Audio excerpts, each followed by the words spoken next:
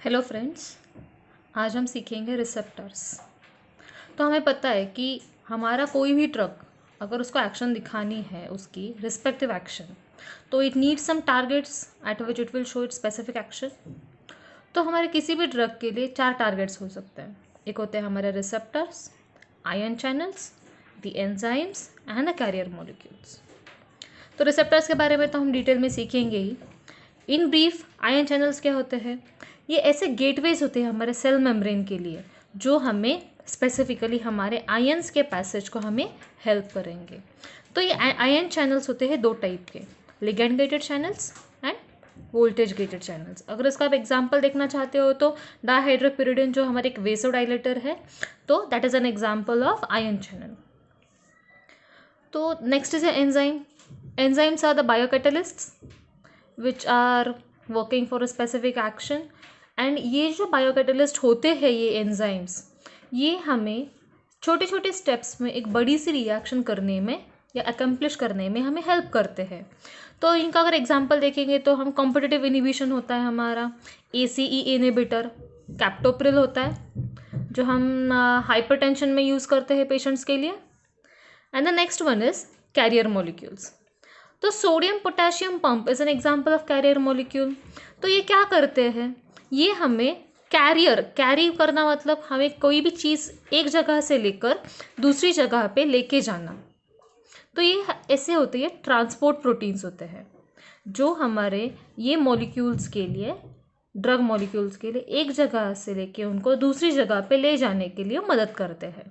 उसका एक एग्जाम्पल होते हैं हमारे loop diuretics which acts as sodium potassium pump. तो हमारे ये जो रिसेप्टर्स होते हैं, ये होते हैं 4 टाइप के, ligand gated ion channels, G protein couple receptors, receptor kinase and the nuclear receptors. मतलब class 1, class 2, class 3 and class 4, और type 1, type 2, type 3 and type 4 receptors. अभी हम हर इसके बारे में, हर एक रिसेप्टर के बारे में हम डिटेल में सीखेंगे।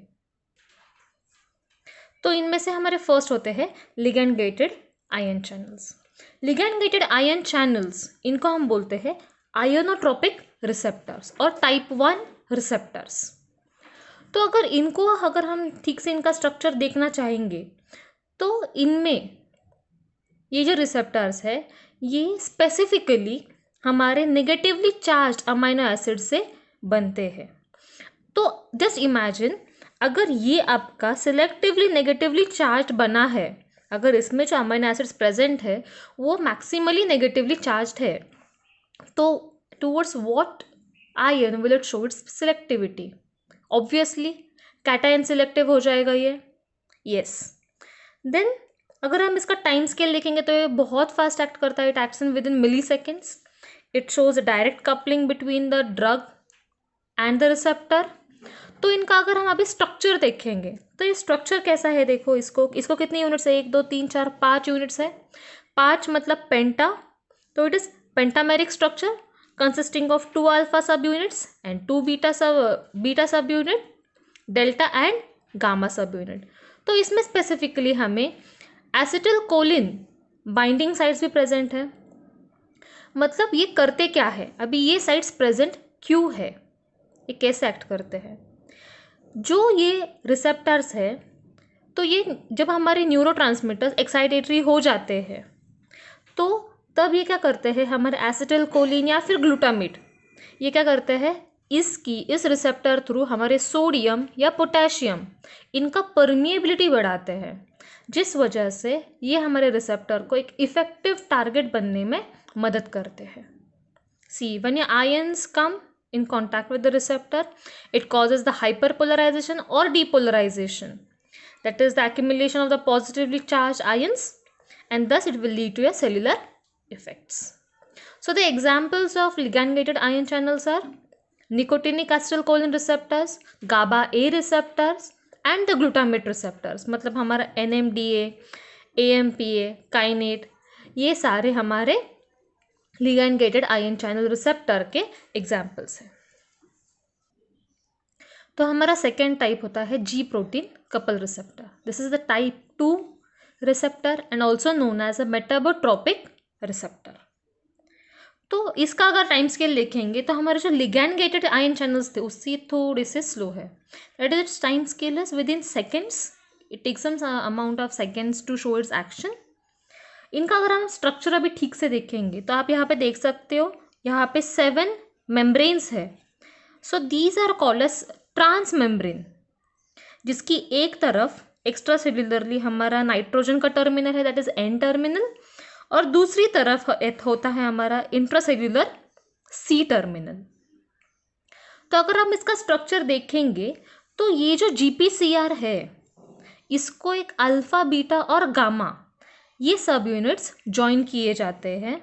मतलब ये जो अल्फा बीटा गामा इनके जो सब यूनिट्स है ये एक फैटी एसिड चेन की मदद से हमारे इस पूरे जीपीसीआर को अटैच होते हैं। तो जब ये अटैचमेंट होता है तब उनकी एक रिएक्शन होती है, उस रिएक्शन को बोलते हैं प्रिनाइलेशन रिएक्शन। तो ये जो प्रिनाइलेशन रिएक्शन होता है इसको एक अच्छा एंकरिंग करने में मदद करता है, जिसकी मदद से वो अच्छी तरह से उसकी एक्शन दिखा सकता है।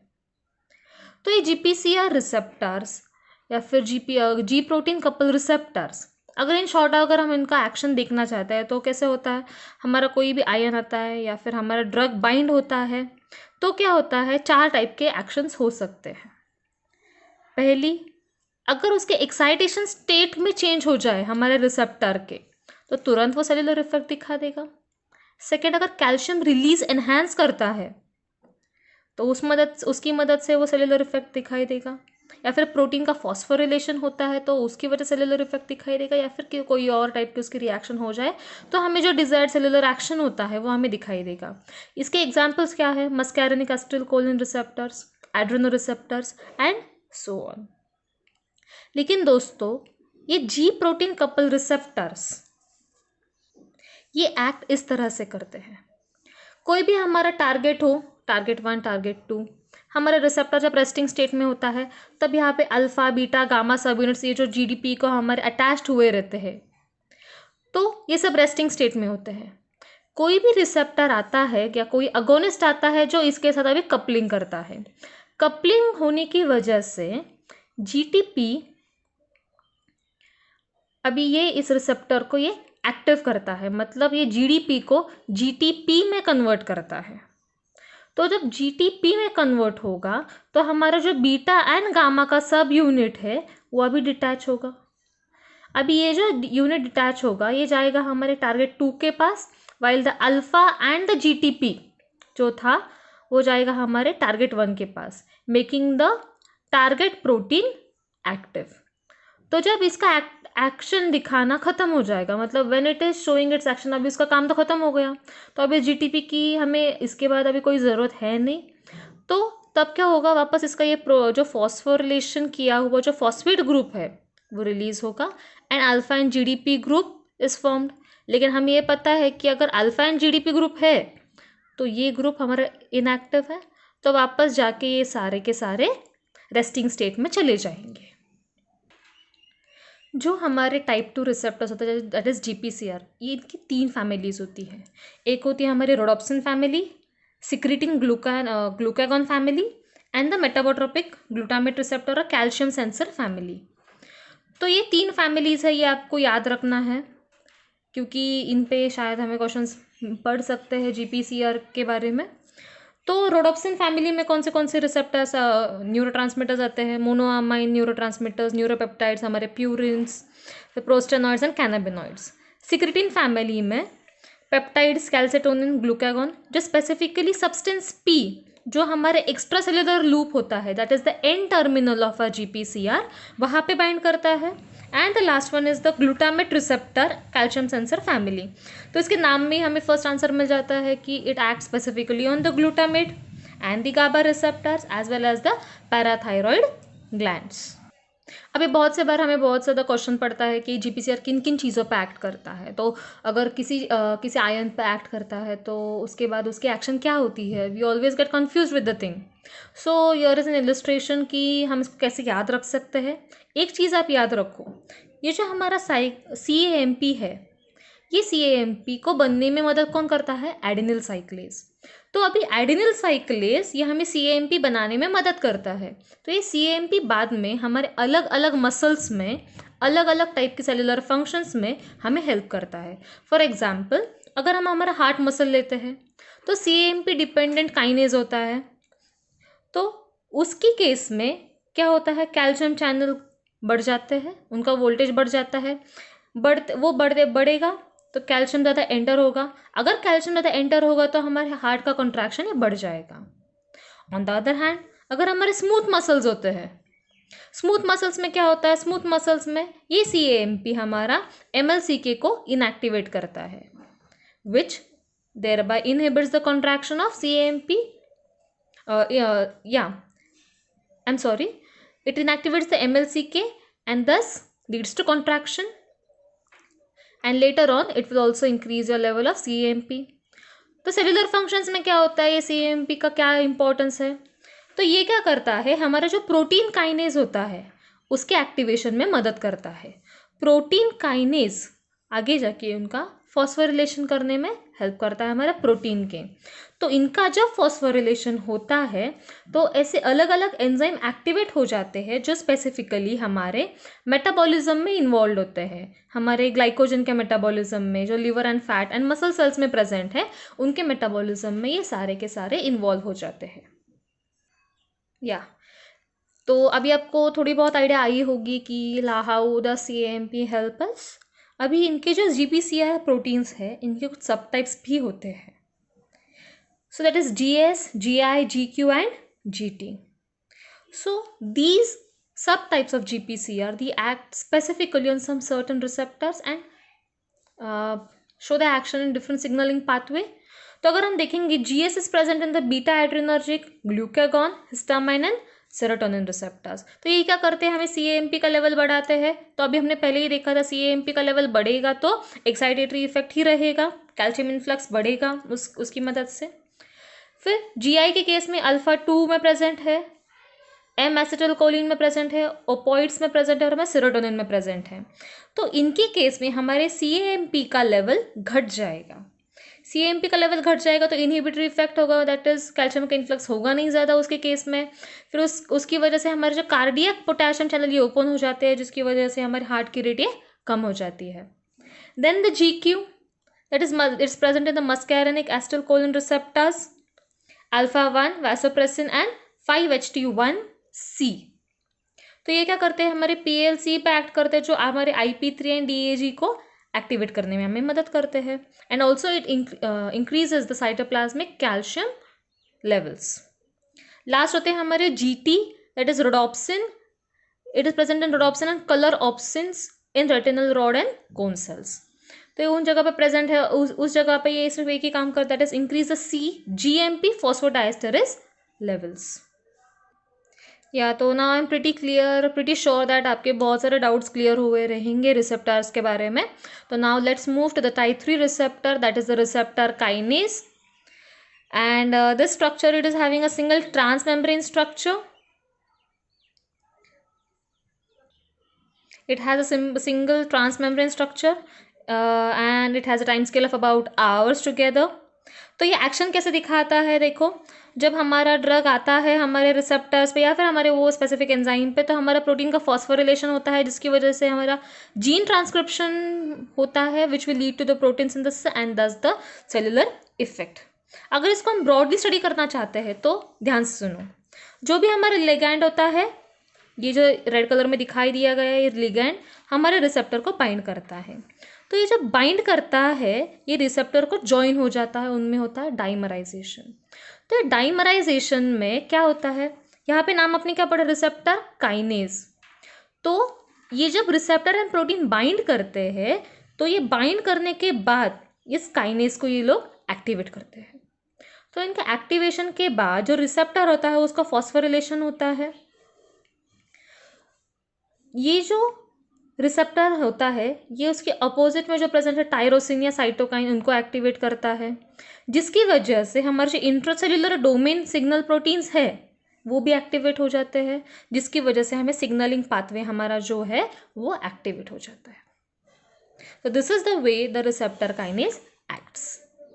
तो the receptor kinases are of three types: the receptor tyrosine kinase, serine threonine kinase, and the cytokine kinase. While it shows the mechanism in two pathways, RAS-RAF pathway and JAK-STAT pathway. तो इनके बारे में हम detail में अगली video में पढ़ेंगे. For now on I am sure कि आपका ये इसका जो डाउट्स है ये क्लियर हुआ रहेगा. तो ये रिसेप्टर जो है हमारा काइनेज रिसेप्टर्स, ये हमेशा इसका जो भी फॉस्फोरिलेशन होगा, हमेशा याद रखिए, अगर इसका फॉस्फोरिलेशन होना है तो इसके लिए हमें काइनेज की ज़रूरत बहुत है. इसमें जो प्रोटीन्स प्रेजेंट होते हैं, इसका जो स्ट्रक्चर होता है ये रिसेप्टर का, इसमें प्रेजेंट होते हैं हमारे SH डोमेन प्रोटीन्स. अगर आप देखोगे प्रोटीन को अगर बाइंड करना है किसी जगह पे तो उसके लिए डाइसल्फाइड बॉन्ड्स की बहुत ज़्यादा ज़रूरत है. Then and then only the entire protein will form a loop and interact with each other. तो इसके जो पाथवेज होते हैं, जो अभी हमारा RAS-RAF पाथवे है, JAK-STAT पाथवे है. तो RAS-RAF पाथवे क्या है, मतलब ये हमारे G प्रोटीन का प्रोटोऑन्कोजीन प्रोडक्ट है. मतलब जो हमारे सिग्नल, जो मैंने आपको कहा था ये SH डोमेन, मतलब disulphide domain, that is SH2 domain, इसकी मदद से हमें हेल्प करता है. मतलब ये SH2 जो है आगे जाके फॉस्फोरिलेट होता है. फिर जो हमारे RAS है ये हमें RAF को एक्टिवेट करने में मदद करता है. दूसरा जो होता है हमारा JAK-STAT पाथवे, ये हमारा जो साइटोकाइन अगर एक्टिवेट होता है तो साइटोकाइन एक्टिवेट होने के बाद तो हमारा JAK-STAT पाथवे हमें रिस्पॉन्स देगा. Now the last and the type 4 receptor, that is a nuclear receptor. It's present in the intracellular, it is present intracellularly. Obviously ये हमारे इसके नाम में न्यूक्लियर रिसेप्टर, न्यूक्लियस तो सेल के इंट्रासेल्युलर पार्ट में प्रेजेंट है. तो it's effector part is a gene transcription and couples via DNA. इसका जो स्ट्रक्चर होता है मोनोमेरिक होता है, उसमें separate receptor and DNA binding domain दोनों भी होते हैं. इसमें 2 जिंक फिंगर्स होते हैं, सिस्टीन रिच होते हैं वो, जिनकी वजह से वो एक लूप को ठीक से बाइंड करके रख सकते हैं. हमेशा याद रखिए दोस्तों कि जहाँ पे भी सल्फर बॉन्ड प्रेजेंट हो हमारे प्रोटीन स्ट्रक्चर में, तो ये याद रखिए कि वो हमारे प्रोटीन को इंटैक्ट रखने में या फिर अच्छी तरह से बाइंड करके रखने में बहुत बड़ा रोल प्ले करते हैं. तो ये जो सिस्टीन रिच लूप होते हैं, इनका पर्टिकुलर कॉन्फॉर्मेशन किस चीज़ की वजह से होता है, ये क्वेश्चन बहुत इंपॉर्टेंट है. It's particular conformation is because of the zinc ions. क्योंकि ये क्या करता है, ये जिंक आयन का इंपॉर्टेंस क्या है, अगर हमारा कोई हार्मोन हो या फिर कोई रिस्पॉन्स हो किसी एलिमेंट का, तो उसके लिए रिस्पॉन्स दिखाने में ये जिंक आयन बहुत बड़ा रोल प्ले करता है. तो ये जो न्यूक्लियर रिसेप्टर्स होते हैं, इनके 2 टाइप होते हैं, class 1 and the class 2. Class 1 acts by the negative feedback mechanism, while the class 2, these ligands are generally lipids already present to some extent within the cell. ये हमारे सेल के अंदर ही present होते हैं. इनका एग्जाम्पल हमारे PPAR है, LXR है, PXR है, एंड इनका मैकेनिज्म स्पेसिफिकली पॉजिटिव फीडबैक से होता है. क्लास 1 के एग्जाम्पल्स क्या है, ये जो स्टेरॉइड्स के लिए जो भी रिसेप्टर्स है वो सारे रहते हैं. हमारे oestrogen, progesterone and androgen receptors come under this class. And the working, अगर हमारा कोई ड्रग आता है तो वो हमारे जो रिसेप्टर प्रेजेंट है हमारे न्यूक्लियस में उससे बाइंड करता है, जिसकी वजह से उसका जीन ट्रांसक्रिप्शन होता है. जीन ट्रांसक्रिप्शन होने के बाद हमारा प्रोटीन सिंथेसिस होता है, जो भी हमें ज़रूरत हो हमारे बॉडी को या फिर हमारे सेल्स को, वो प्रोटीन सिंथेसाइज होगा, and then we will get a cellular effect. Yeah, thank you friends for listening to this video patiently. Yeah, this was the way I had studied the receptor topic. Yeah, it makes me easy learning the topics this way by compiling everything in a single chart. I hope you too learn in a smart and better way. Thank you. Keep watching us.